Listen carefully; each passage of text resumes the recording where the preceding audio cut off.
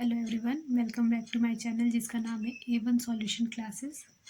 आज का जो हमारा टॉपिक है इस वीडियो का है वो है पॉजिटिव इंटरेक्शन। पॉजिटिव इंटरेक्शन हमको बायोटिक फैक्टर्स के अंदर हमको देखने को मिलेगा। बायोटिक फैक्टर के बारे में आप जानते ही हैं, इकोसिस्टम में मैंने पढ़ाया है। बायोटिक फैक्टर क्या होते हैं कि पॉपुलेशन में जो हम देखते हैं नेचुरल कंडीशन में हर एक ऑर्गेनिज्म एक दूसरे से इंट्रैक्शन बना करके ही रहता है। ये इंट्रैक्शन ग्रोथ, न्यूट्रिशन, रिप्रोडक्शन किसी भी चीज़ को लेकर के रहता है। तो ये इंट्रैक्शन होना बहुत ज़रूरी है एनवायरनमेंट में। नेचुरल कंडीशन में ये इंट्रैक्शन होना बहुत ज़रूरी है। ये डायरेक्टली या इनडायरेक्टली किसी भी तरीके का इंट्रैक्शन होता है। ये सेम स्पीशीज़ के बीच में भी हो सकता है या डिफरेंट अलग अलग स्पीशीज़ के बीच में भी हो सकता है इंट्रैक्शन। ये जो इंट्रैक्शन है इसको ही हम दो पार्ट में डिवाइड करते हैं। एक होता है पॉजिटिव इंट्रैक्शन और दूसरा होता है निगेटिव इंट्रैक्शन। तो आज की इस वीडियो में हम पॉजिटिव इंट्रैक्शन को देखेंगे कि पॉजिटिव इंट्रैक्शन कैसा होता है, और नेक्स्ट वीडियो में हम ट्राई करेंगे कि निगेटिव इंट्रैक्शन को देख लें। ठीक है, तो पॉजिटिव इंट्रैक्शन नाम से ही समझ में आ रहा है, जो पॉजिटिव इंट्रैक्शन हो जिसमें किसी को कोई नुकसान ना हो। ठीक है, तो population help each other and both are benefited. ऐसा पॉपुलेशन जिसमें दोनों को ही फ़ायदा हो, दो ऑर्गेनिज्म जब साथ में रह रहे हैं तो दोनों को ही फ़ायदा हो और साथ में वो रहे भी, एक दूसरे की हेल्प भी करें। ठीक है, अब वो किस तरीके से हेल्प कर सकते हैं या क्या फ़ायदा उनको हो सकता है, या फूड के लिए, शेल्टर के लिए, सबस्ट्रेटम या फिर ट्रांसपीरेशन, ये सारी चीज़ों का उनको फ़ायदा हो सकता है एक साथ रहने पर। ठीक है, तो इसको हम पॉजिटिव इंट्रैक्शन कहेंगे। सिंपल सी बात है। इस केस में क्या होगा, पॉपुलेशन एक दूसरे की हेल्प करेंगे और साथ में रहेंगे अपने बेनिफिट के लिए। ये दो एनिमल्स के बीच में भी हो सकता है, दो अलग अलग स्पीशीज़ के एनिमल के बीच भी हो सकता है, या फिर एक एनिमल और दूसरे प्लांट के बीच में भी ये हमको इंट्रैक्शन देखने को मिल सकता है। तो इसको हम क्लासीफाई करते हैं फॉलोइंग टाइप्स में। फर्स्ट इसमें आता है म्यूचुअलिज्म। म्यूचुअलिज्म के बारे में सबसे पहले बैरी ने बताया था 1977 में। म्यूचुअलिज्म क्या होता है, इसको हम हिंदी में पारस्परिक आश्रय भी बोलते हैं। पारस्परिक आश्रय भी बोला जाता है म्यूचुअलिज्म को। नाम से ही समझ में आ रहा है, पारस्परिक आश्रय का मतलब है आपस में एक दूसरे पर आश्रित रहना, यानी कि एक दूसरे पर डिपेंडेंट रहना, है ना। किसके लिए डिपेंडेंट रहना, एक दूसरे के फ़ायदे के लिए। फ़ायदे के लिए एक दूसरे पर डिपेंडेंट रहना म्यूचुअलिज्म कहलाता है। इसका हम कॉमन एग्जांपल देखते हैं एनवायरनमेंट में, जैसे कि पॉलिनेशन हो गया या फिर डिस्पर्सल ऑफ फ्रूट्स या फिर सीड हो गए। तो ये किसके थ्रू होता है, हम एनिमल्स के थ्रू देखते हैं या ह्यूमन बीइंग की वजह से होता है ना। जैसे बीज हो गई, बटरफ्लाई हो गए, बहुत सारे एनिमल्स हो गए, बर्ड्स हो गए, मैमल्स हो गए। ये क्या करते हैं कि फ्रूट्स का या सीड का डिस्पर्सल करते हैं एक प्लेस से दूसरे प्लेस पे। तो ये क्या होता है, बेनिफिशरी ही होता है।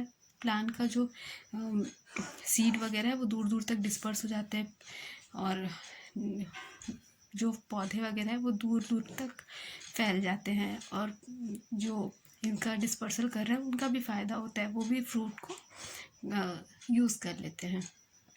लेकिन मेन इसका एग्जाम्पल हम ये देखते हैं, बेस्ट एग्जाम्पल है इसका लाइकेन का। म्यूचुअलिज्म का हम एग्जाम्पल देख सकते हैं लाइकेन में। ये म्यूचुअलिज्म का बेस्ट एग्जाम्पल हम कह सकते हैं।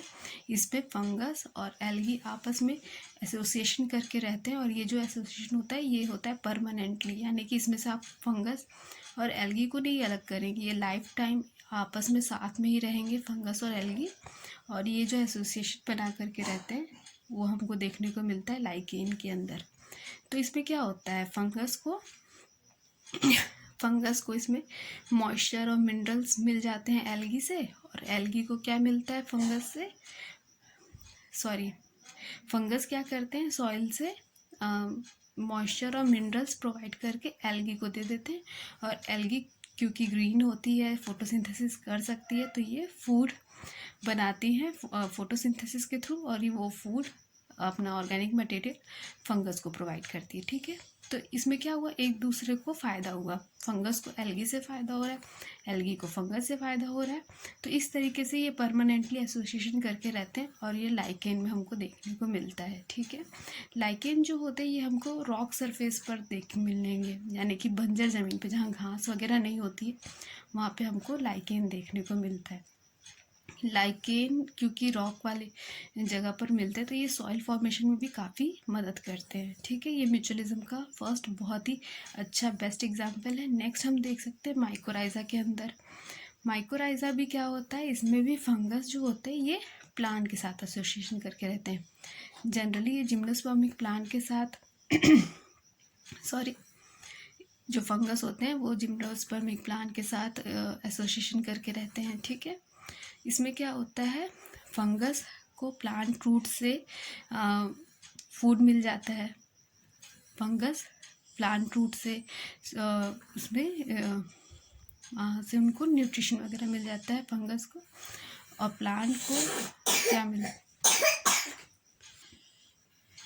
और प्लांट को फंगस की मदद से मॉइस्चर वगैरह मिल जाता है। प्लांट जिस भी प्लांट में माइकोराइज़ा का एसोसिएशन हमको देखने को मिलेगा उसमें प्लांट्स के रूट में रूट हेयर्स नहीं होते हैं। रूट हेयर क्या करते हैं,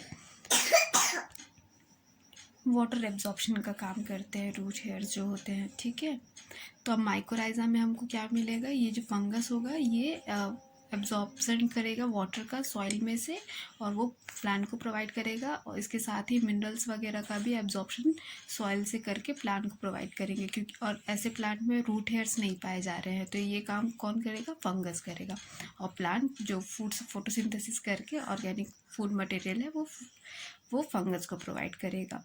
ये जो माइकोराइज़ा होते हैं ये दो टाइप के होते हैं। अगर ये बाहर की तरफ है, सिर्फ आउटर एपिडर्मिस एरिया में बस होते हैं बाहर की तरफ, तो इसको हम लोग बोलेंगे एक्टोमाइकोराइज़ा, जैसे कि हमको ओक प्लांट में देखने को मिलता है। अगर ये अंदर की तरफ है, कॉर्टेक्स तक इनके हाइफे फैले हुए हैं तो इनको हम कहेंगे एंडोमाइकोराइज़ा। ऐसा हमको वॉलनट के कॉर्टेक्स में देखने को मिलता है, रूट के कॉर्टेक्स में देखने को मिलता है हमको ये। ठीक है, नेक्स्ट अब हम पढ़ते हैं म्यूचुअलिज्म के ही नेक्स्ट एग्जाम्पल पे, वो है सिम्बायोसिस। सिम्बायोसिस का जो रिलेशनशिप है बहुत ही हमको कॉमनली देखने को मिलता है और बहुत ही इंपॉर्टेंट है। ये सिम्बायोसिस हमको देखने को मिलेगा लेग्यूमिनेसी फैमिली के पौधों में राइजोबियम बैक्टीरिया के थ्रू। राइजोबियम बैक्टीरिया क्या करता है, लेग्यूमिनेसी फैमिली के पौधों में रूट नोड्यूल्स का फॉर्मेशन कर लेता है। इस तरीके से गोल गोल रूट्स पे रूट नोड्यूल का फॉर्मेशन कर लेता है और एटमॉस्फेयर के नाइट्रोजन को कन्वर्ट करके इस प्लांट को प्रोवाइड कराता है। ठीक है, जो राइजोबियम बैक्टीरिया इसका काम है एटमॉस्फेयर के नाइट्रोजन को इस प्लांट के लिए अवेलेबल करवाना। क्योंकि ये लेग्यूमिनेसी प्लांट के जो पौधे होते हैं ये डायरेक्टली नाइट्रोजन को एब्जॉर्ब नहीं कर सकते, तो राइजोबियम बैक्टीरिया उनकी मदद करता है। बदले में राइजोबियम बैक्टीरिया को क्या मिलेगा, इनके थ्रू जो बना हुआ ऑर्गेनिक मैटर है वो मिलता है। ठीक है, राइजोबियम बैक्टीरिया क्या है, ये एक नॉन स्पोर फॉर्मिंग बैक्टीरिया है। ये स्पोर नहीं प्रोड्यूस करता है, ग्राम नेगेटिव बैक्टीरिया है और एरोबिक बैक्टीरिया है, जो कि मैंने बताया नाइट्रोजन जो गैस होती है उसको फिक्स करने का काम करता है। ठीक है, बिना स्पेसिफिक होस्ट के, यानी कि अगर इसको लेग्यूमिनेसी फैमिली का ही पौधा ना मिले तो ये दूसरे होस्ट पर ये रूट नोड्यूल का फॉर्मेशन नहीं कर पाएगा। तो ये हमने देखा म्यूचुअलिज्म का एग्जाम्पल। सेकंड हम देख लेते हैं कमेंसलिज्म। कमेंसलिज्म को हिंदी में बोला जाता है सहभोजिता। सहभोजिता माना जाता है। म्यूचुअलिज्म जैसे हमने कि देखा कि ये दो एनिमल्स के बीच में भी हो सकता है या एनिमल प्लांट के बीच में भी हो सकता है, उसी तरीके से कमेंसलिज्म भी दो डिफरेंट स्पीशीज़ के बीच में पाया जाता है। इसमें जो एक स्पीशीज़ होती है उसको हमेशा फ़ायदा होता है और दूसरी स्पीशीज़ को फ़ायदा भी नहीं होता, ना नुकसान होता है। ठीक है, एक तो हमेशा फ़ायदे में रहेगी लेकिन दूसरे को ना नुकसान होगा ना फ़ायदा होगा, तो इस एसोसिएशन को हम बोलेंगे कमेंसलिज्म।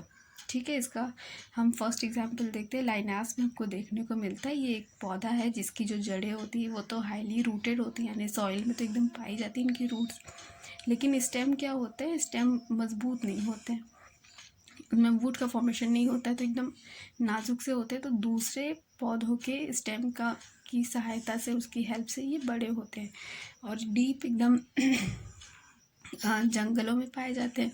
तो सनलाइट के लिए इसको दूसरे प्लांट पे चढ़ने की ज़रूरत होती है, तो दूसरे प्लांट के स्टेम्स वगैरह पर ये हेल्प लेकर के आगे बढ़ते हैं सनलाइट वगैरह के लिए।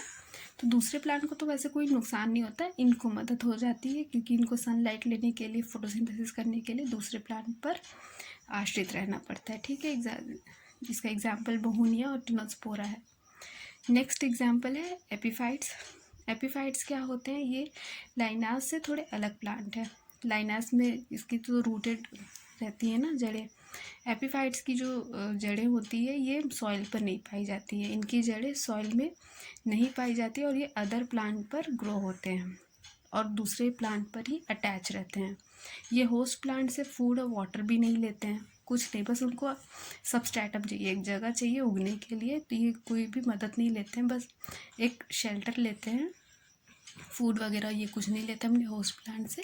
और ये पेड़ों की तने पर, लीव्स पर, श्रब या फिर लार्ज सबमर्ज प्लांट जो होते हैं उन पर ये ग्रो करते हैं। ज़्यादातर ये हमको ट्रॉपिकल रेन फॉरेस्ट में देखने को मिलेंगे कि ये तनों पर, लीव्स पर, ये सारी चीज़ों पर इस तरीके से उगे हुए रहते हैं। तो ये होते हैं एपीफाइट्स, जिसमें इनको तो फ़ायदा हो जाता है, स्पेस मिल जाता है, लेकिन दूसरे को ना तो नुकसान हो रहा है और ना ही फ़ायदा हो रहा है।